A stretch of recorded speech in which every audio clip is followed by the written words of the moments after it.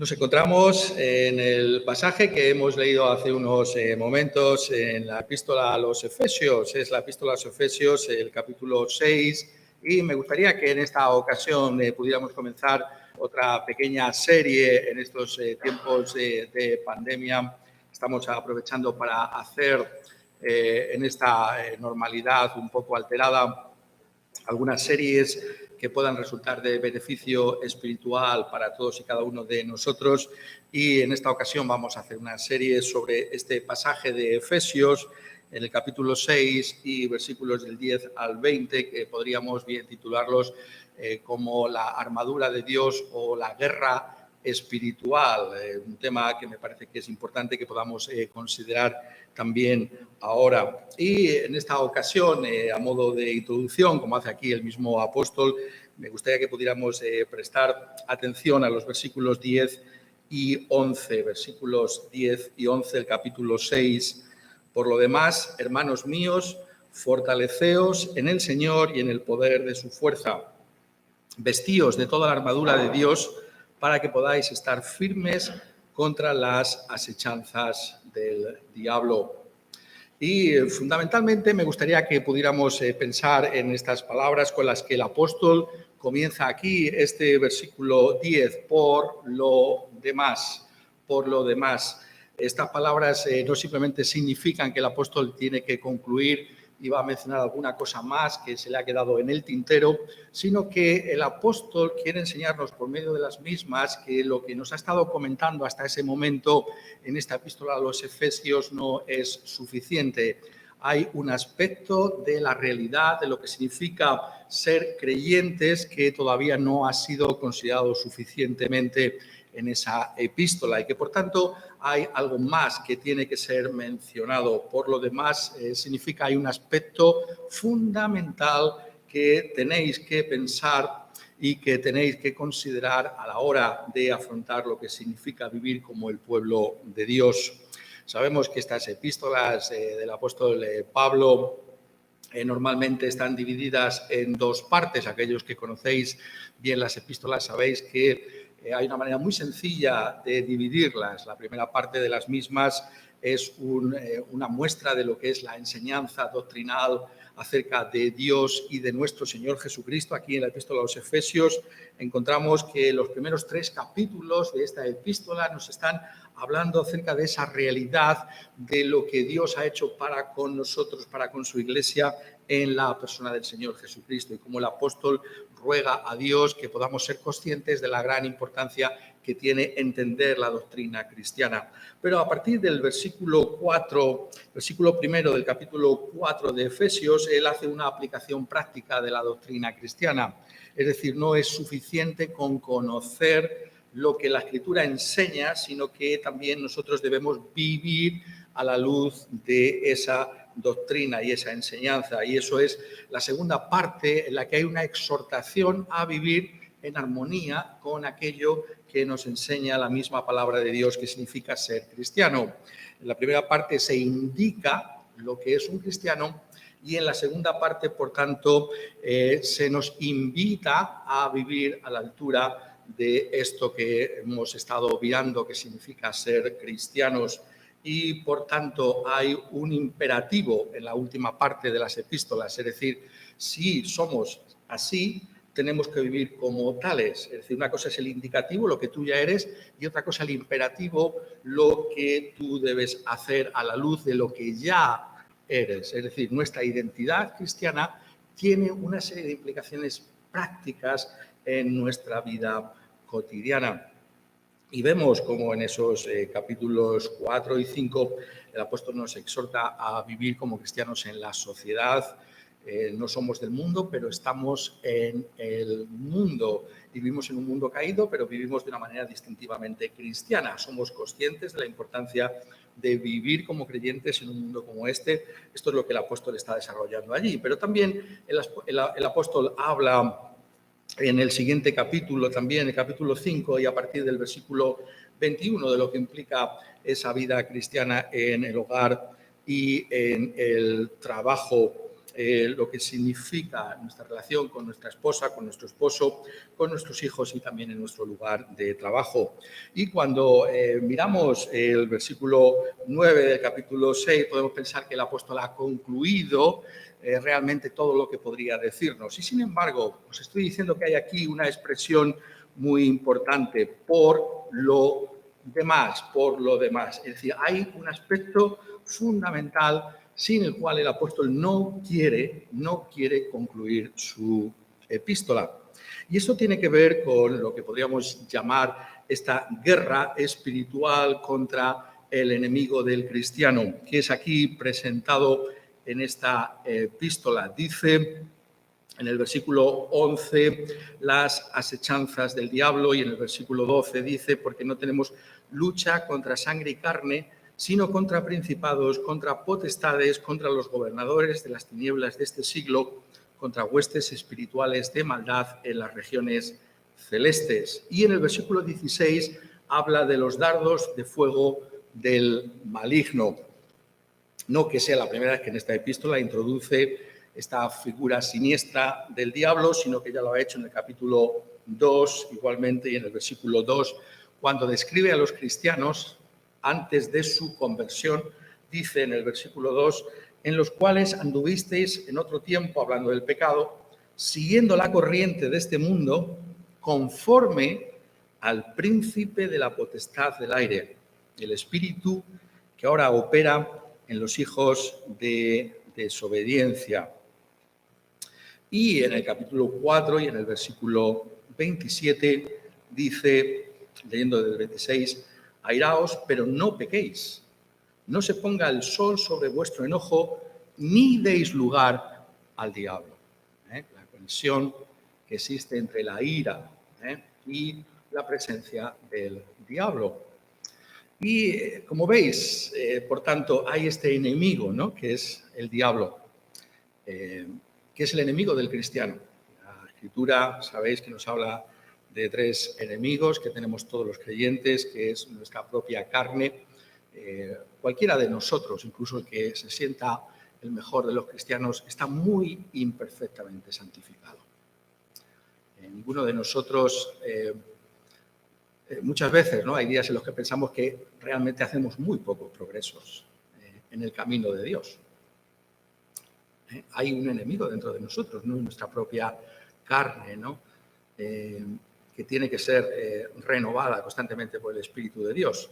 Pero por si fuera poco, tenemos también el mundo, una forma de entender la vida que es diametralmente opuesta a esa nueva vida que tenemos en el Señor Jesucristo y que constantemente también se opone a nosotros. Pues bien, a esos dos enemigos el apóstol añade un tercero, que es el diablo. El cristiano se enfrenta con la carne, con el mundo y con el diablo. Y el apóstol no quiere que olvidemos este tercer enemigo. Tenemos que preguntarnos, ¿no?, acerca de eso, por qué estaría en la mente del apóstol antes de que pudiéramos pensar en aplicaciones, ¿no?, modernas o contemporáneas, ¿no?, porque siempre podemos pensar acerca de ello en nuestras propias circunstancias. Pero resulta muy interesante si miráis el contexto, ¿no?, de la iglesia en Éfeso, ¿no? Muchas veces cuando se miran estas cosas no se suele referir a ese contexto. Si miráis, y esto está en el libro de los Hechos de los Apóstoles, en el capítulo 19, allí encontráis cómo Lucas ha seleccionado en este libro de los Hechos de los Apóstoles aquellos aspectos de lo que ha significado la predicación del Evangelio en varios lugares del Imperio Romano. Y es muy interesante en el versículo 15 que dice, pero respondiendo el espíritu malo. En Éfeso hay una mención concreta a un espíritu malo, y también cuando habla de la conversión de los efesios, dice en el capítulo 19, versículo 19, asimismo muchos de los que habían practicado la magia trajeron los libros y los quemaron delante de todos, y hecha la cuenta de su precio hallaron que eran 50.000 piezas de plata. Entonces, lo que estamos viendo con toda claridad es que el contexto de los efesios es un contexto de ocultismo. La ciudad está entregada al ocultismo, ¿no? La idolatría tiene que ver también mucho con esa potestad de las tinieblas. Y por eso el apóstol, inspirado por el Espíritu Santo, tiene que referirse a ese enemigo del cristiano y a esas asechanzas del diablo. Ese es el contexto de la misma epístola y esa es la realidad que tantas veces afrontamos también en nuestra vida cristiana. Sabemos que, por tanto, tenemos a un enemigo de nuestras almas, que es el diablo. Y esa oposición que hace el diablo es, como dice aquí, por medio de esas asechanzas, por medio, digamos así, de su propio manual, ¿no? De su propio método. Él tiene un método, ¿no?, para oponerse a nosotros, ¿no? Podemos rastrear la presencia de Satanás en toda la Escritura y ver cuáles son esas tentaciones que él tiene como predilectas, esa manera en la que viene, ¿no? Y esa influencia particularmente diabólica que está detrás de tantos pecados tiene que ver, como dice aquí el apóstol, con realidades espirituales. Eso no debe sorprendernos porque sabéis que el diablo es un ángel caído y, por tanto, se está hablando de pecados de la mente. Estamos hablando fundamentalmente del gran pecado del diablo, que es la soberbia, el creerse algo que uno no es, el pensar que podría usurpar la posición de Dios. Y, por tanto, estos pecados tienen que ver con el espíritu.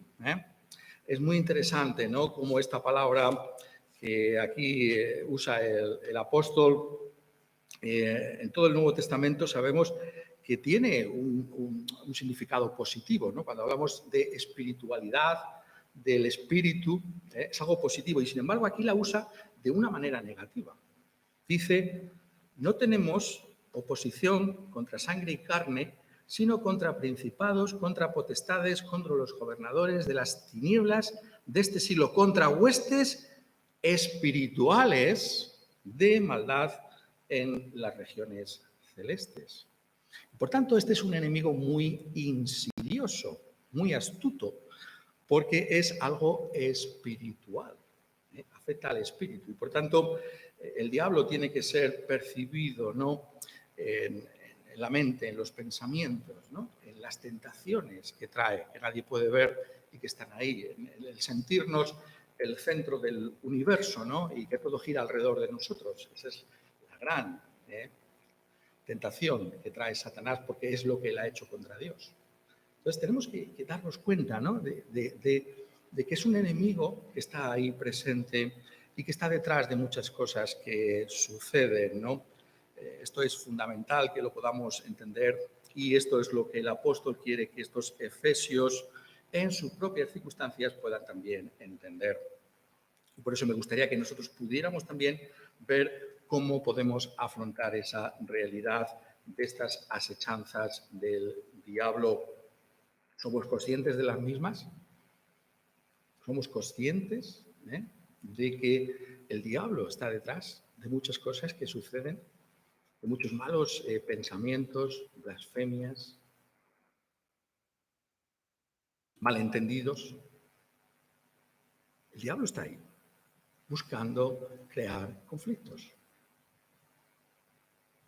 ¿Somos conscientes de ello? Pues si somos conscientes, entonces seremos conscientes también de nuestra propia debilidad. Si hay algo fundamental a la hora de tratar un tema como este, es ser conscientes de que nosotros en nosotros mismos somos débiles. El gran problema que tenemos al afrontar esta realidad de la que habla aquí es creer que nosotros, por nosotros mismos, podemos enfrentarnos a la misma. Esto es lo que el apóstol busca corregir inmediatamente en la introducción que hace aquí a esta exposición sobre lo que es esa armadura de Dios con la que podemos afrontar al diablo. Dice, por lo demás, hermanos míos, fortaleceos en el Señor y en el poder de su fuerza. Fortaleceos en el Señor y en el poder de su fuerza. Como mínimo, lo que está aquí diciendo es que tú y yo somos débiles. Tú y yo podemos pensar que llevamos ya muchos años en las cosas del Señor y que dominamos todas las cosas, y no es así. No dominamos nada. Somos flojos, somos frágiles. Y todos necesitamos escuchar una exhortación como esta. Como mínimo nos está diciendo eso. Cuidado, cuidado, porque por ti mismo no puedes enfrentar a un enemigo como este. Y si tú crees que ya estás en una posición en la que ya has progresado tanto que lo puedes hacer, entonces ten mucho cuidado porque estás en la posición más peligrosa posible. Porque la única manera, bíblicamente, en la que podemos enfrentar a este enemigo es si somos conscientes de nuestra profunda debilidad. Esto es fundamental. Por eso lo estoy subrayando constantemente, porque muchas veces hay una insinuación de pensar, bueno, como ya conozco las doctrinas del Señor, como ya llevo años de experiencia, y esto crea en nosotros una soberbia, una autosuficiencia, ¿no? Y parece que nosotros gobernamos y dirigimos el cotarro, como se suele decir vulgarmente, y no es así. Todos somos flojos, todos somos débiles, todos debemos escuchar una palabra como esta. ¿Eres consciente de tu debilidad? ¿Tu debilidad, piensas en ella en algún momento de tu vida cristiana? Esto es el pórtico, porque está diciéndonos aquí, por lo demás, hermanos míos, fortaleceos en el Señor y en el poder de su fuerza. Es decir, la fortaleza no está en ti, está fuera de ti, en el Señor. ¿Somos conscientes de ello? ¿O nos apoyamos en nuestra propia prudencia, incluso para enfrentarnos con el diablo?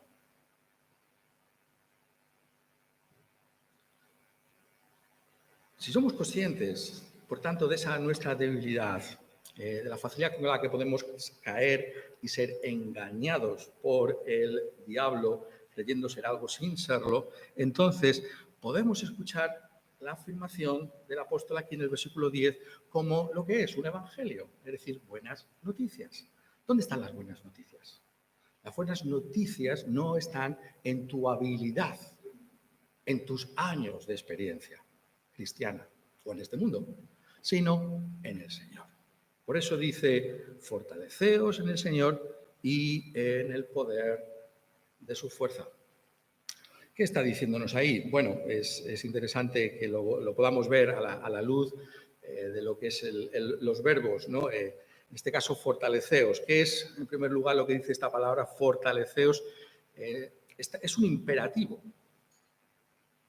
Es decir, es una orden divina. Te tienes que fortalecer. Si eres cristiano, tienes que buscar la fortaleza del Señor. No es opcional, sino que es un mandato bíblico. Tienes que todos los días de tu vida, Señor, quiero tu fortaleza. Quiero afrontar esta vida no con mis propios recursos, porque por naturaleza todos tendemos a confiar excesivamente en nosotros mismos, sino en ti. Dios te ordena a que busques la fortaleza en Él. Esa es la razón por la que constantemente somos lectores asiduos de la palabra de Dios, por la que constantemente buscamos a Dios en oración, o deberíamos hacerlo, por la que nos juntamos todo lo frecuentemente que podemos, porque tenemos que escuchar la orden del Señor de ser fortalecidos. Esto es un imperativo que se nos da para poder luchar. Lo que está diciéndonos es que esa fortaleza en el Señor y en el poder de su fuerza es con el propósito de que podamos, y repite la misma palabra, el poder, estar firmes contra las acechanzas del diablo. Es decir, no hay manera de enfrentarse bíblicamente contra las acechanzas del diablo a menos que tengas la fortaleza del Señor. Eso es lo que está diciendo. Es algo esencial. Es un imperativo.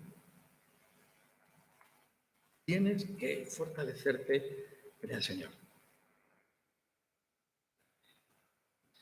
En segundo lugar, y estamos, claro, obviamente hablando de los originales, ¿no? No parece tan claro en los verbos españoles, que serían mucho más sencillos en ese sentido, ¿no? El fortaleceos está puesto en el tiempo presente. En el tiempo presente. Eso es muy significativo. Significa que es una actividad diaria, cotidiana. No es que me fortalezco hoy y ya el resto de la vida no necesito más. No. Es algo que tengo que hacer constantemente.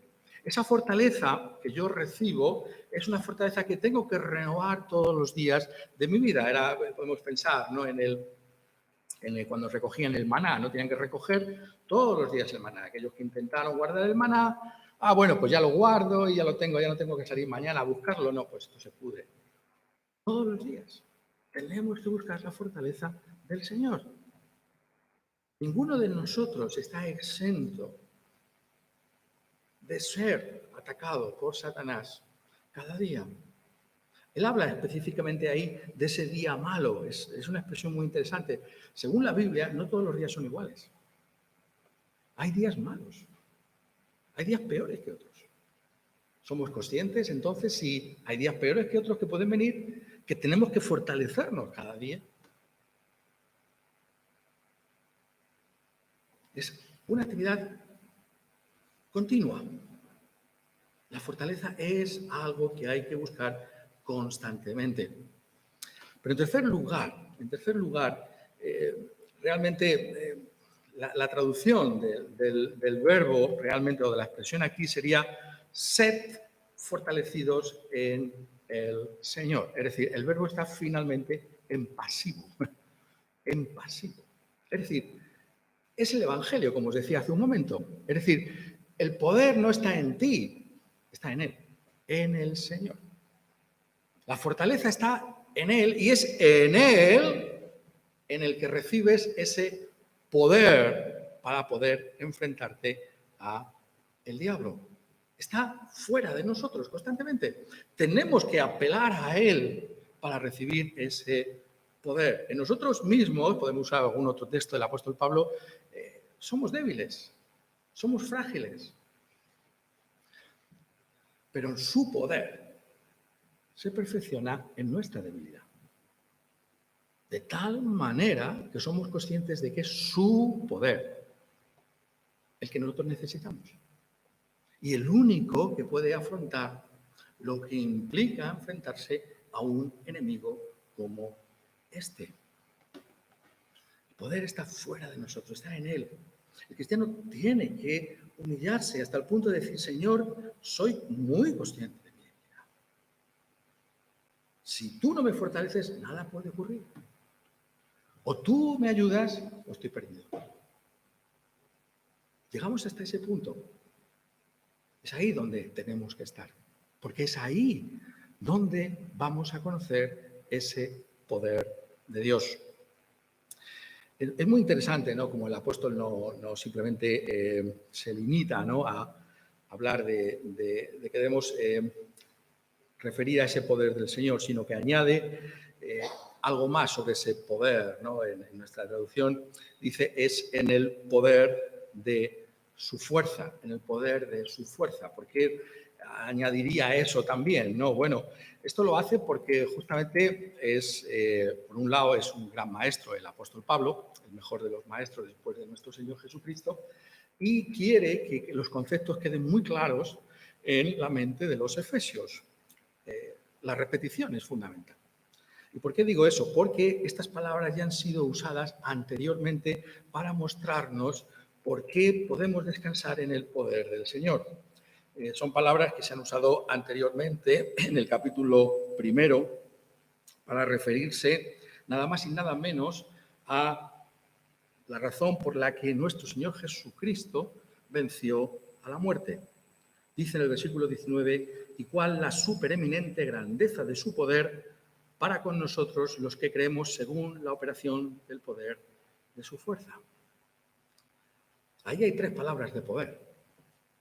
Las tres son necesarias, las tres agotan el diccionario griego de poder: vigor, fuerza, energía, para referirse al hecho distintivo de la fe cristiana, que Cristo resucitó de entre los muertos. Ese mismo poder es aquel que se nos invita a abrazar para enfrentarnos al diablo. ¿No es algo maravilloso lo que se nos ofrece en el Evangelio? El Evangelio es poder. El poder que levantó a Cristo es el poder que está a tu disposición para enfrentarte a Satanás. Esa es la gloria de nuestra posición cristiana. Tenemos a nuestra disposición un poder como ningún otro. Ese es el poder que está ahí para todos y cada uno de los creyentes.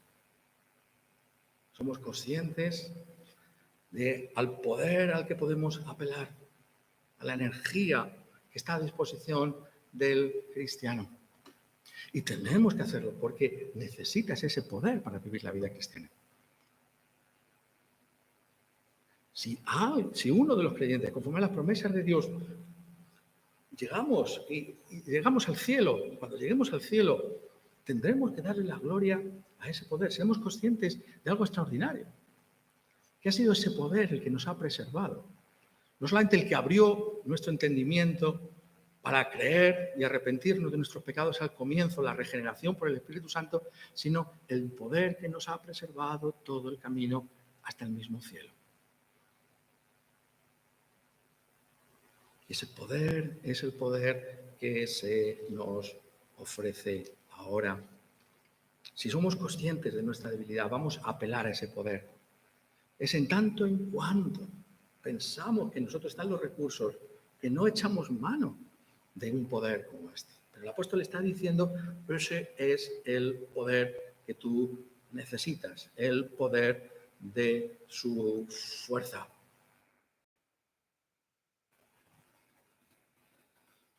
La pregunta que tendríamos que hacernos ahora, ¿no es verdad? Siempre es esto lo que hacemos, es cómo experimentamos ese poder. ¿Cómo se experimenta ese poder? Quizás una corriente eléctrica, ¿no?, que te llega por la columna vertebral y sientes el poder de Dios. Es así como se experimenta esa realidad de la que habla aquí.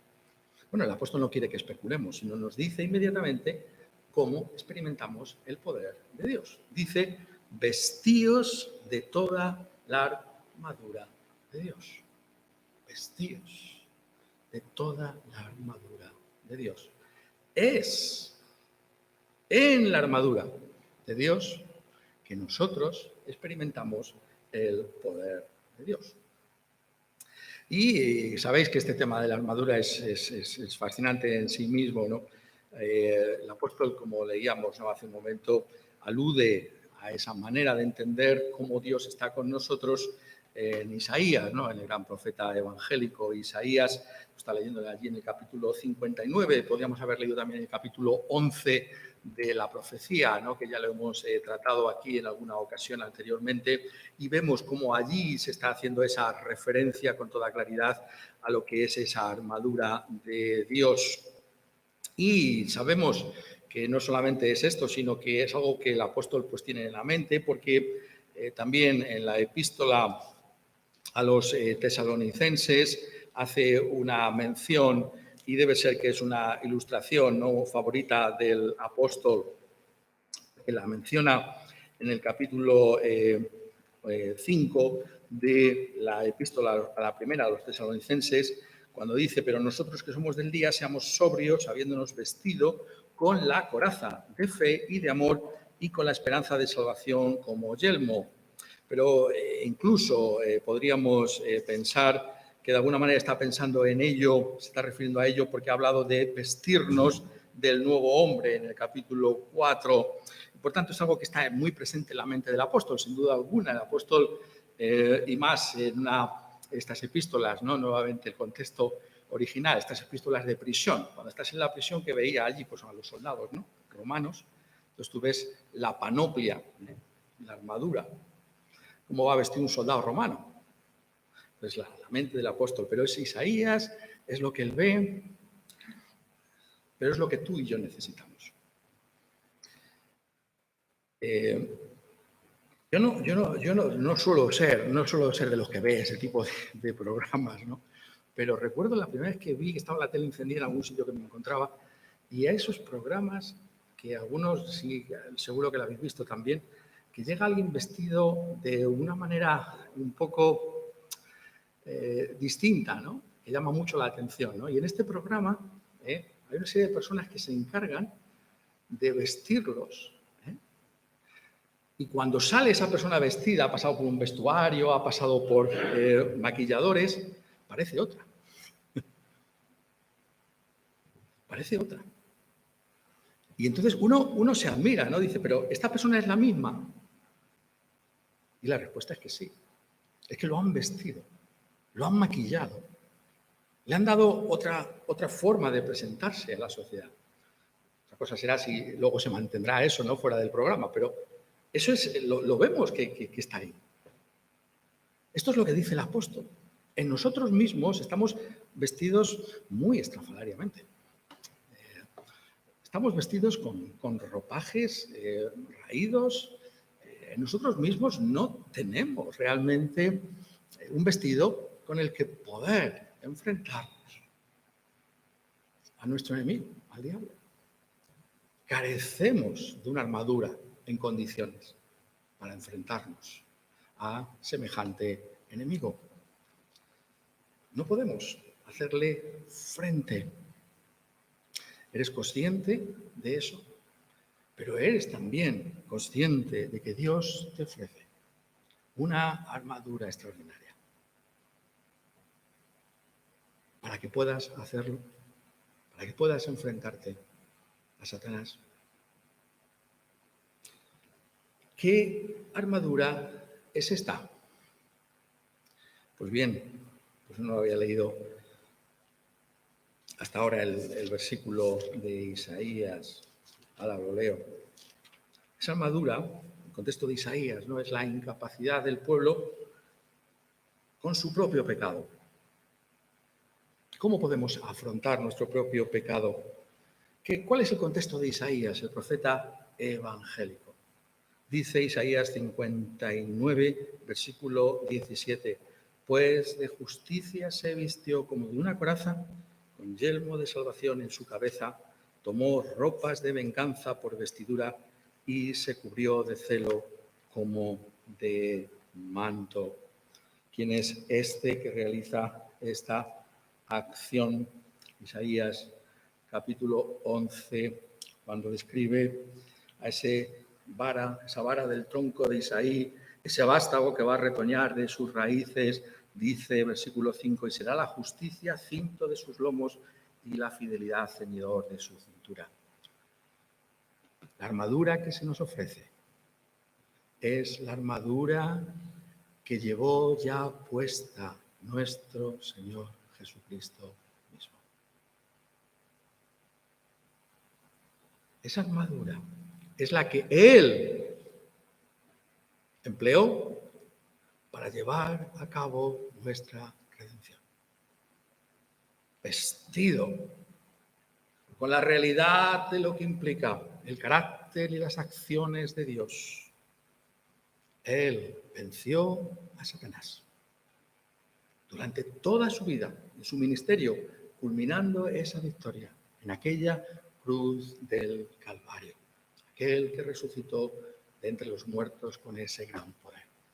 Esa es la armadura que a ti se te ofrece, que se ofrece a todo creyente. Esa es la armadura que nosotros debemos ponernos. Tenemos que vestirnos del Señor Jesucristo. Si estamos revestidos de Él, entonces estamos muy bien vestidos. No hay otra vestidura como la suya. Y por eso, cuando veamos con detalle el apóstol cómo ilustra cada una de las piezas de esta panoplia de lo que es la armadura del soldado y hace una referencia a lo que significa la obra de Cristo Jesús a nuestro favor, veremos la gloria y la majestad de ese traje con el que nosotros podemos afrontar toda realidad. ¿Eres consciente de que El poder de Dios reside en vestirse del Señor Jesucristo. Ser como el Señor Jesucristo. Algo que se ofrece a todos y cada uno de los creyentes. Para poder así afrontar esa realidad. Nuestra armadura es la que Él llevó. Él la llevó para nuestra redención. Nosotros no vamos a redimirnos luchando. Él obtuvo esa victoria para nosotros. Pero por eso mismo, nosotros sabemos que esta armadura será eficaz para que podamos algún día estar con Él para siempre en su presencia. Eso es lo que está comunicando aquí finalmente. No queda tan claro, ¿no? en la traducción de Reina, pero la idea, ¿no? es justamente esta: vestíos de toda la armadura de Dios, y ese poder que hay en esa armadura, el verbo poder aquí, la traducción nuestra parece como que es simplemente una manera en que nos está conduciendo, pero está diciendo, es ahí en ese poder en el que estamos firmes contra, pero en el sentido de hacer frente efectivamente a Satanás. Eso es lo que quiere decir el original. Es decir, lo que está comunicándonos aquí es la suficiencia de la armadura que Dios nos da para afrontar la vida cristiana. Eso es el Evangelio. Esas son las buenas noticias. No estamos solos en la lucha aquí. Hay en Él, en su armadura, todo lo que tú y yo necesitamos para enfrentarnos y vencer a Satanás. Esa es la idea que comunica. No resulta tan claro, ¿no? Me parece que es contra en el sentido de, bueno, una lucha incierta. No. La idea es, según el apóstol, se puede hacer frente correctamente y se puede permanecer firme. Con su armadura, que es su poder. Esa es la expectativa con la que tenemos que buscar ese poder de Dios todos los días de nuestra vida. Por la que debemos reflexionar y pensar en la implicación del Evangelio, porque eso es realmente lo que es la armadura para nuestra vida cristiana. Es a la luz de lo que Cristo ha hecho por nosotros que tú y yo podemos enfrentar todo conflicto espiritual y salir victoriosos. Eso es lo que aquí se nos está enseñando. La realidad de esa lucha. Esa lucha que no implica que no seamos cristianos. Esa es una de sus asechanzas. Claro. Damos cuenta. Por eso necesitamos constantemente ir a la Biblia. Porque Él te dice, te susurra, si fueras mejor cristiano no tendrías esa lucha con ese pecado. Y siempre el mismo pecado.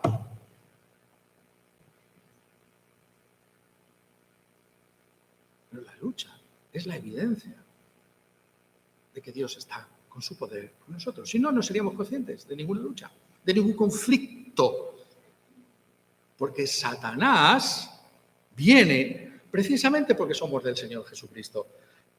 Tenemos que ver la Escritura. Pensad en David, por ilustrar de alguna manera, ¿no?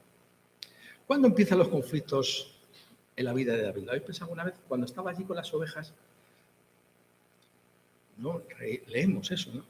Pero dice, leerlo, 1 Samuel 16, el momento en que recibe el Espíritu Santo a través de Samuel, empiezan todos los conflictos. Qué significativo, ¿verdad? Mientras estaba cuidando las ovejas de su padre, no hay problema que se mencione recibir el Espíritu de Dios y empezar todos los problemas de la vida de David. El mismo rey Saúl se opone y quiere matarlo. O, el mejor de los ejemplos, la armadura, ¿quién la llevó? El Señor Jesucristo ¿Cuál es la evidencia de que recibió el Espíritu Santo? De que tenía, en ese sentido, estaba equipado para su ministerio, obviamente lo tiene en todo momento y ocasión, pero siguiendo lo que dice el Evangelio, ciñéndonos al lenguaje del Evangelio de Lucas. Recibió el Espíritu y fue llevado al desierto para ser tentado por Satanás. Si tienes al Señor, Satanás te atacará. Satanás traerá sus artimañas, sus métodos, que ya son conocidos y que debemos seguir conociendo para oponernos a él, tal y como se revela en la Escritura, para atacarnos. Pero las buenas noticias están en que en ese conflicto, en esa lucha, en esa batalla, tenemos una armadura más que suficiente para resistir todos los ataques de Satanás, para ir más allá que si cabe y vencerle y derrotarle y permanecer firmes en el Evangelio. ¿No es esa la gloria de nuestra posición cristiana? Nos humillamos, reconocemos nuestro pecado y nuestra maldad, y cuando somos totalmente conscientes de esa debilidad, entonces encontramos que nuestra fortaleza está en su poder, en esa armadura que ya llevó el Señor Jesucristo por nosotros, en esa salvación que ya ha efectuado en la cruz por nuestros pecados y que nosotros nos apropiamos ahora de lo que implica y significa para vivir la vida cristiana. Por tanto, que no te desanime en absoluto el conflicto. No te dejes engañar por Satanás. El conflicto forma parte inherente de la vida cristiana. Tiene que haber una lucha. Tienes que estar envuelto en esa lucha. Esa fortaleza es para que luches, para que te opongas, para que seas cristiano, para que busques todos los días esa presencia del Señor y para que descanses en Él y digas, Señor, mi fortaleza, toda mi fortaleza está en ti, está en tu Hijo amado, el Señor Jesucristo. Pues quiera Él que nosotros podamos afrontar la vida cristiana con esa fortaleza que se nos da para tu debilidad, para mi debilidad, con esa armadura con la que somos revestidos por Dios mismo, la armadura del Señor Jesucristo. Que Él reciba la gloria por sus armas.